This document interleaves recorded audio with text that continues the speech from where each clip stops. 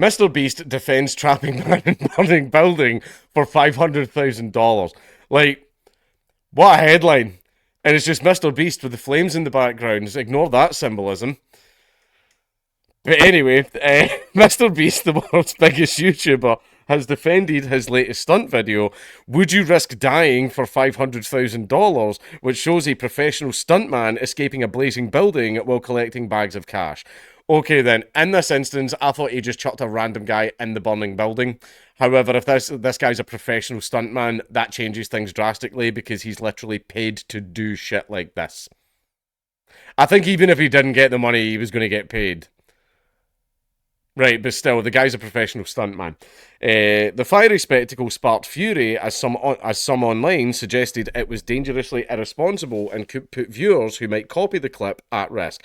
Well, I'm sorry, if you want to copy that, then you deserve to die. You're an idiot. You are an idiot. There's certain things, even when they're safely done, I will not copy. Like, for example, skydiving. There are ways to do it successfully and safely, right? There's loads of people that do it all the time. That's nice. I don't care. I don't care. I will not do it. Especially now, I've got 2 kids. I can't be fucking around with putting my life at risk because I want a little 30-second buzz. Right, no. I'm not doing it. So see, if you want to copy that kind of video, you deserve to die. Thank you for removing yourself from the gene pool. We don't need that amount of stupid in the world. Right, but still, I'm pretty certain that there was probably an entire team of firefighters sitting there waiting to go in if shit went wrong. Because I guarantee you, like, even if Mr. Beast was a little bit of a fucking arsehole, like, his lawyers would have said, no, you're not doing this without XYZ safety precautions in place. Right, so yeah, I'm pretty sure the thing was done safely. But anyway, in response to the criticism, Mr. Beast, real name Jimmy Donaldson, said, I take safety more serious than you could ever imagine. David Dobrik doesn't, apparently. But anyway, Donaldson has more than 440 million subscribers on YouTube and is believed to be its highest paid creator. He is. His business ventures also include fast food and an Amazon TV game show, Beast Games. I'm sorry. For anyone outside of Scotland, they don't know what beast means over here. But anyway, the video, first posted to YouTube on Saturday, currently has more than 45 million views. In it, Eric, the contestant, takes on 7 death traps, including getting shot out of a cannon into some fire, surviving massive explosions, as well as escaping from what appears to be a mock-up of a small house. The guy's a professional stuntman. Like, he's going to get really, really mad, going, oh, this guy, like, dove out of a window and there was an explosion behind him in this, like, cop movie that I see. Yeah, they're stuntmen. That's what they do. That's their job. They get paid to do that shit. Some stuntmen have had fucking horrific fucking injuries over the years, but that's just a thing that happens. But anyway, so if you don't want that, then it's the wrong job for you. The dramatic but highly produced scenes in the video prompted condemnation online, with social media users calling it dystopian and humiliating. The guy's a stuntman. But anyway, some did highlight it was unlikely Eric was ever in any real danger. I'm going to say he probably wasn't in any danger whatsoever. They were probably ready to go in there and grab him at the drop of a hat, with at least one other describing it as a PR stunt. Yeah, it's a YouTube video. It's a YouTube video to garner clicks and views and therefore make money. Yeah, that's what they're for. Eric eventually completed the challenges with a haul of $350,000. I thought he was supposed to get $500,000. Reacting to the backlash, Mr. Beast said, this blew up. If you're curious, obviously we had ventilation for the smoke and a kill switch to cut off the fires. So there you are, the guy was in no danger at all. We had professionals test this extensively, and the guy in the video, as stated, is a professional stuntman. I take safety more serious than you could ever imagine, he said on social media platform X on Monday. A pinned comment on the... hold on. I keep inhaling bloody hairs. A pinned comment on the original YouTube video added, we also had a pyro team, specialists in fire effects, controlling the fires and multiple fire suppression methods on every challenge to ensure we could essentially turn off the fire if there was ever an issue. Because, believe it or not, just like movies involving stuntmen also, these things are scripted. right? You want to get mad at Hollywood as well because wait till you hear they've been doing this shit for fucking decades. But anyway, but our stunt coordinator did an amazing job as always, and none of these systems were ever needed. Just wanted to be transparent with you all since I saw some concern. As one of the most popular content creators on the planet, Donaldson has a number of other business ventures and last year hosted Beast Games.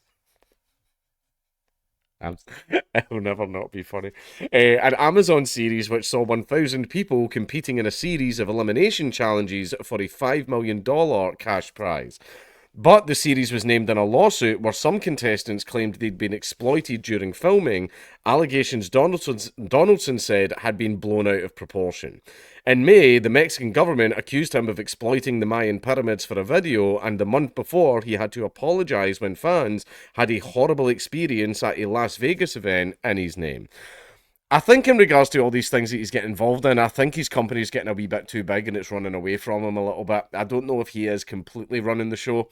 I think he's got a team of people that decide what to do because eventually you can reach to a little bit of burnout where you're not even really deciding the videos you make anymore, your staff is. And sometimes you can get a little bit too comfortable with that. That's something that can happen. That is something that can happen. And maybe that's the kind of thing that happened with Jack with Twitter. Basically, he just wanted to sit back and collect his paycheck, and he just went, "Oh, everybody do whatever," which is why when he went on Joe Rogan, I don't know if it was like genuine feigned ignorance or if Jack was like, "I had no idea any of this was happening at my company," because that's just what happens. I like to have a direct approach. For some reason, I don't like to use the term micromanage, but I still like to observe every single part of the process and do a lot of little iterations and changes along the way and everything. Don't know why. I don't know why. It keeps the channel me, But still, I think maybe the reason that he's had a lot of flops and he's getting in a lot of controversy is he's just going yeah yeah yeah whatever to like the stuff his staff saying and he's not doing his due diligence and stuff like that. However, when you're saying exploiting the Mayan pyramids for a video, well then fucking bin every single documentary that's ever been made in the Mayan pyramids because they're making those documentaries to make money. They go out, they either get commissioned by a studio or the documentary company does it off their own back. They go make the documentary and then they give it to the studio and then the documentary film crew get money. That's how it works. So they exploited the Mayan pyramids to get money. Any documentary on anything is they're covering it to make money. So everything's exploitation. Every single documentary, every single video. Like, you're all exploiting it then. Right, you make videos on stuff to make money, right? Sometimes the content of the video can be very, very, very, very shite and very, very stupid. Like, for example, I don't like videos where people go up and harass people in the street. I condemn them. However, some of them are very fucking funny. Right, that's the problem. That's all I'll say on that. Right, there's certain types of content that I don't like. Like, see, one thing that I don't like Love on the Spectrum or shows like that. Because it feels like, ha ha ha, everybody laugh at the weird, funny people. That I kind of don't like. I kind of don't like that. The first few seasons of like any American like X Factor or whatever fucking show where it's like, haha, everybody laugh at the weirdos and have the entire population of the country like laughing at them to the point where it drives them to suicide. That I kind of don't like. Right, that's exploitation. That's bad. But however, when you make a video on anything or make any type of content on anything, you're doing it to get paid. So that basically means that every single movie, every documentary, every news article, everything would be exploitation. So you just have to wind your neck in. But also, everybody needs to calm the fuck down because it's very clear that all of this was done with the correct safety protocols in mind.